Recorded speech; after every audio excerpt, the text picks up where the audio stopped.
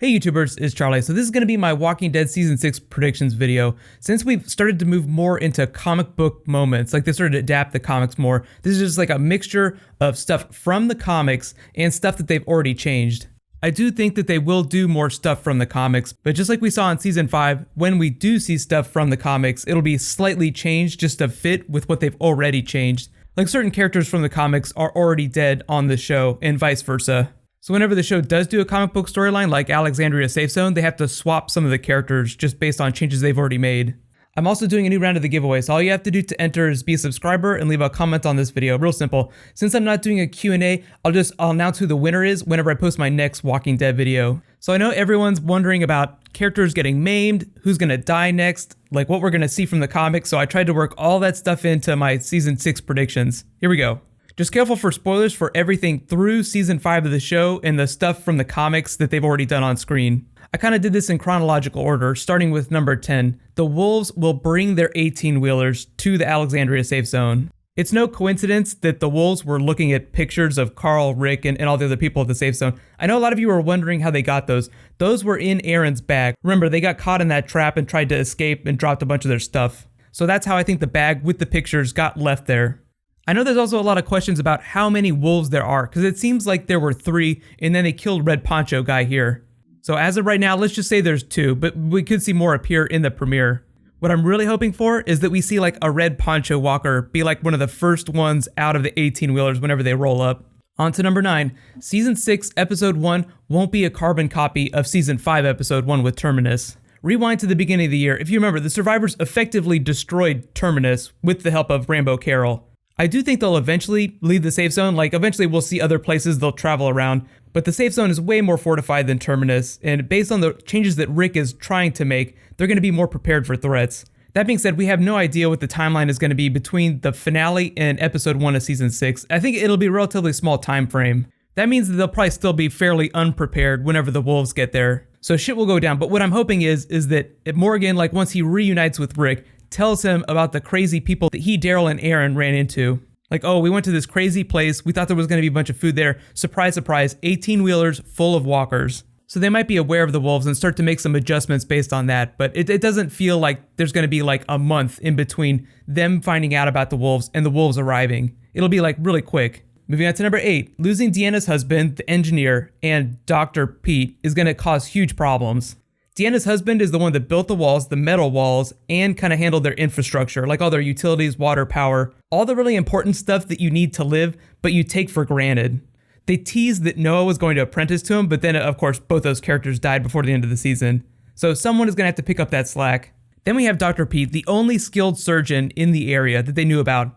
That means that more people will probably die from injuries that could have been treated had Pete survived. Yes, getting rid of him was a good thing, but it's going to have some severe consequences. Like the next best surgeon that we've seen on the show is Michonne with her katana. If they're getting ready to be assaulted by 18-wheelers full of walkers, they're going to need as many medically trained people as possible. So whatever ends up happening to the safe zone in the premiere, a bunch of red shirts are probably going to end up dying. Moving on to number 7, Morgan will join the group in a semi-permanent way. I don't know how long he'll stick around for, but as of right now, Lenny James doesn't have any other like major commitments on his IMDb page. Hopefully he'll stick around for a while. He does have his own comic book plot, but I do think that they'll end up weaving some other characters' stories into his, just based on the way they've changed the character. He's got like this Zen ninja thing going on, and there's some other characters in the comics that have that, so they might graft some other characters onto his character. So don't expect his story to go completely the way it does in the comics. Really, I don't think that Morgan's story with the group will end until like he and Rick balance each other out a little bit, because they're both like opposite ends of the spectrum right now. Rick is kind of crazy, Morgan's super zen, so I think, somehow they'll mellow each other out just a little bit. That means Morgan realizing that it's okay to kill some people, and Rick just getting a little bit less hardcore. Moving on to number 6, new locations. So I think the show is going to do a version of Hilltop. Just to avoid, rampant comic book spoilers, I won't talk about what goes on at Hilltop. Let's just say it's like the next big location, or one of the next couple of big locations. The show stayed pretty true to the safe zone in the comics. They called it the safe zone. So if we see like other big communities of people, they could do the same thing, or they might just like change the name a little bit, like they did with Wiltshire Estates. What's probably going to end up happening is this big walker attack they've teased from the wolves will go down. The survivors will beat them off, but it'll be like a huge drain on their resources. And because they don't have an engineer, they don't have a doctor, they're going to need to find help somewhere. More food, more skilled technicians. That means Daryl, Aaron, other people roaming around looking for other people to help out, which is where I think we'll arrive at Hilltop. And just to be clear, even though Scott Gimple has a history of destroying new places, within like a couple episodes of the survivors getting there, I think they'll spend longer at the safe zone. I think in terms of duration, I think it'll be more like a prison stay. So it won't be like multiple seasons, like they'll leave the safe zone before season 7. But I do think it will continue to exist throughout season 6. What we'll see though is just like side episodes with individual characters like going off on their own for like a whole hour. So like Daryl and Aaron go to another community, Rick goes somewhere else. So you don't have to burn the safe zone to the ground right away just to give the characters a reason to move around. I think a lot of like the moving around is just an answer to the season 2 complaints that they stayed at Hershel's farm way too long. Glenn Mazzara also kept Woodbury alive for almost like a whole season. I think it appeared for the first time in episode 3, and they didn't like leave it for good till the finale, till the governor like mowed everyone down with the machine gun. Whenever Scott Gimple took over, he made quick work of the prison, then Terminus, then the hospital. I mean, they didn't burn the hospital to the ground. The survivors just took off. So even though I think that they'll break the safe zone a little bit, I don't think they'll completely leave it. Moving on to number 5, talking about new characters, I think that we're going to see a version of Paul Monroe. I've seen a lot of you guys wondering if Morgan's going to get all the Jesus stuff from the comics just because they share some attributes. But there are a lot of things that are very different about Morgan's character. I don't think they could completely get rid of Jesus, especially if they're going to do Hilltop. Just because I don't want to get too crazy with comic book spoilers, here's a timeline for where to start reading in the comics, which you should do. That last scene in the finale is really similar to the last scene in Volume 13, Too Far Gone. So let's just say Season 5 ends with the end of Volume 13. So I'd recommend you start reading with Volume 14, No Way Out. Season 5 actually covered quite a bit of stuff. Like they started with the Fear the Hunters, Volume 11, and then went all the way through Volume 13. I don't know necessarily that they'll cover that much territory in the comics in Season 6, but it's totally possible. The problem is that by moving that fast, they bump into the Saviors and Negan really quickly, and I don't think the show is ready to do them right away in Season 6. Which actually leads into my number 4. Once we do see Hilltop or a version of Hilltop in the comics, we'll start to see the Saviors. They're like two things that kind of go hand in hand. And think about the way they introduced the wolves, because I think it'll be kind of a similar situation. First, we started seeing W's carved into everyone's foreheads. Then we started seeing graffiti like in Wiltshire Estates. Then we saw a fresh body, and then with a little bit of help from Morgan, we finally met one of the wolves. The Saviors are kind of like a bigger, more well-equipped, more organized group of wolves. Like we might start hearing about a group terrorizing surrounding communities, extorting supplies from people. Then we'll see some physical evidence of their presence, and then eventually we'll meet one or two of the Saviors. I think it'd be a better reveal if we met Saviors before we met Negan. Like he's not just gonna walk up and say, "Oh hey, I'm the biggest villain that Robert Kirkman ever created. These are my buddies." I think it'll be very much like a Star Wars situation where you meet a villain, like you meet like a Darth Vader, which is like this wolf guy here, and then eventually you meet the Emperor, someone way worse. Just to be clear though, I don't think that the wolves have anything to do with the Saviors, and I don't think we'll see any of those people until they deal with the wolves first, until they deal with the aftermath of that. Then they find other people, like another community of people, a la Hilltop. Then I think they'll start rolling out like the next villain after that, which would be the Saviors.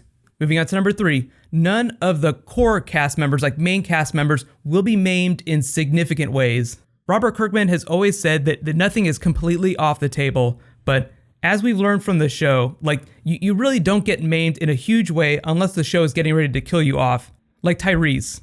Like if they were going to chop someone's limb off and it was going to require a bunch of extra makeup, the actor would have to spend an extra couple hours every day in a makeup chair. That's why I think like up-and-comer Chandler Riggs here, probably not going to get maimed. I think the show's really trying to develop him, and like as he, is like learning to be a better actor, I don't think they're going to try and make his job more difficult than it needs to be. That doesn't mean that he's completely safe from an emotional perspective. Enid could totally cut his heart out metaphorically. Daryl's actually a really good example of this too. So like they spent all this money to build him this custom motorcycle. They're probably not going to like chop his hands or feet off so that he wouldn't be able to use it. I think it's just one way that the show is keeping things as simple as possible from a production standpoint and from a writing standpoint. Like they don't have to write around missing limbs. Moving on to number 2, Jon Hamm will probably not play Negan. I know it's a long way off, but everyone got like really excited when Jon Hamm was like, yeah, I would totally love to play Negan. That'd be great. The problem is that Jon Hamm just finished Mad Men, and he is like an in-demand leading film actor, which means he's super busy and he's super expensive comparatively to the other actors in the show. Negan is like the biggest villain Robert Kirkman ever created, so when he does come on the show, he'll probably stick around even longer than the Governor did, which means like a huge time commitment for an actor. So I don't think that Jon Hamm would be able to fit all those weeks in between the films that he's making. There's actually this really interesting story. Jon Hamm actually tried to get out of his Mad Men contract during season 7. You know, like they broke the seasons up. He wanted to be in David Fincher's Gone Girl film. He was going to play the Ben Affleck character. Matthew Weiner, showrunner on Mad Men, would not let him out of his contract. Morgan's like the opposite example of that. He only appeared in like brief scenes at like 3 points during season 5. Lenny James could have totally gone and like made a film and then come back and done those scenes. But like I said, Negan, when he comes on, he's probably going to come on in a big way. Like he's not just going to show up once and then never come back for like 6 or 8 episodes. Whenever they do find the person that's going to play Negan, I don't think they'll announce it. I think they'll try to keep that as secret as possible. Like they'll give him some other name. Even Alexandra Breckenridge's character, the Jessie character, they cast her as a different name. So like whenever she was cast, she had some fictitious name. And my number 1 prediction for season 6, Rick and Carl will both be safe. This might sound a little strange, but the biggest surprise I think on Walking Dead this year wasn't the people that died, it was the people that did not die. It's like the show is going out of its way to keep as many of the main cast members around as long as possible. Understandably, it's like the most popular show in the world. You know, people are familiar with these certain characters, so I think they tried to introduce changes as organically and as slowly as possible. Like they just don't want to take a dramatic left turn and just alienate like half their audience. Seriously, now that Mad Men is gone, Walking Dead is probably like 75% of AMC's revenue. That means it is like the most closely guarded asset, as are like their most popular characters. So here's my really big question for you guys. Do you think that AMC would ever have the balls to kill off Daryl or Rick Grimes, like their 2 most popular characters? I definitely expect the show to go into season 7. After that, you know, who knows? I think they'll try to keep it around as long as possible, the main show. But they got the spin-off show developing, so I think if things go well with that, then they'll slowly start cycling main actors out of the main show. So I think it might be like season 8 before Rick Grimes hits the chopping block. Daryl Dixon, I think, is an even more popular character, so I think he'll outlast Rick Grimes.